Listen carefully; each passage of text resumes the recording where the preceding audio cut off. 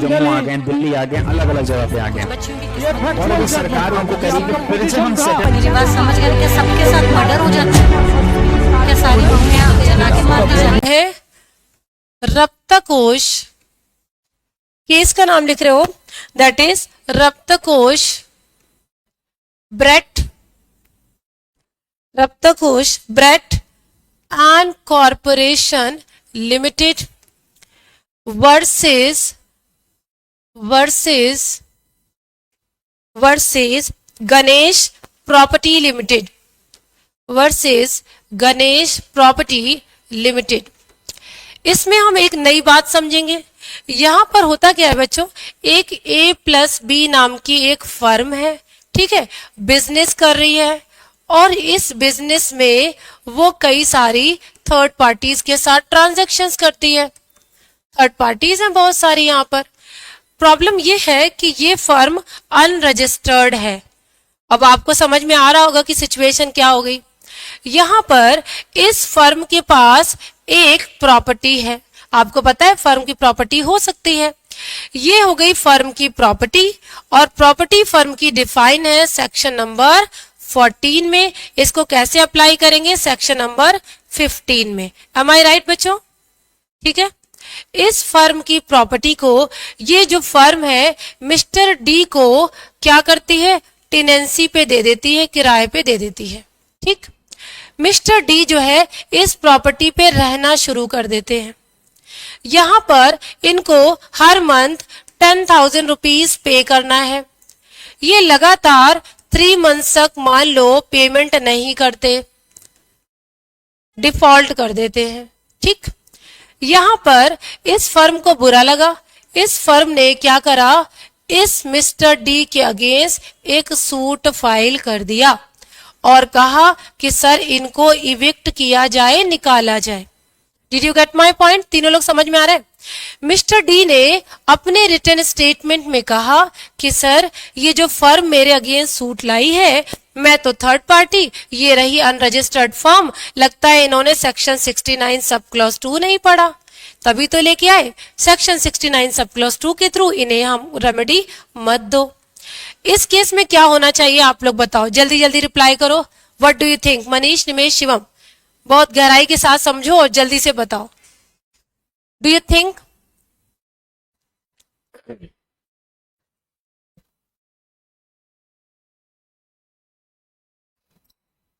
हाँ जी, क्या लग रहा है, होना चाहिए या नहीं?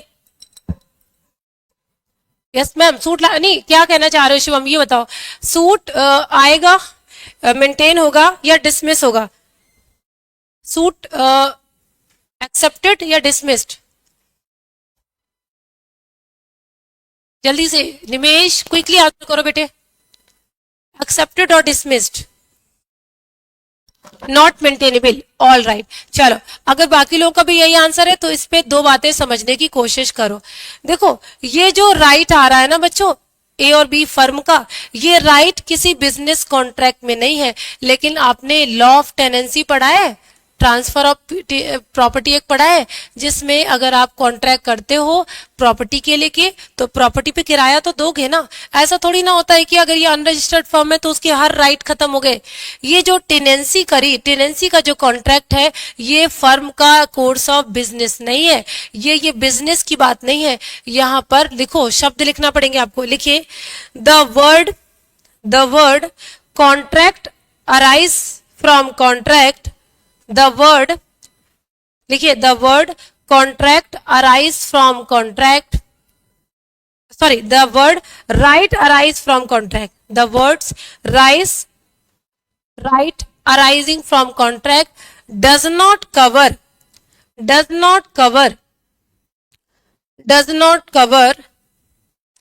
statutory law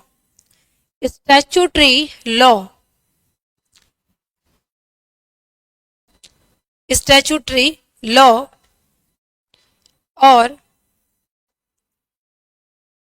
और common law rights, statutory law और कॉमन लॉ राइट्स। ठीक है, स्टैट्यूटरी लॉ और common law rights. in this case the court held that, in this case, the court held that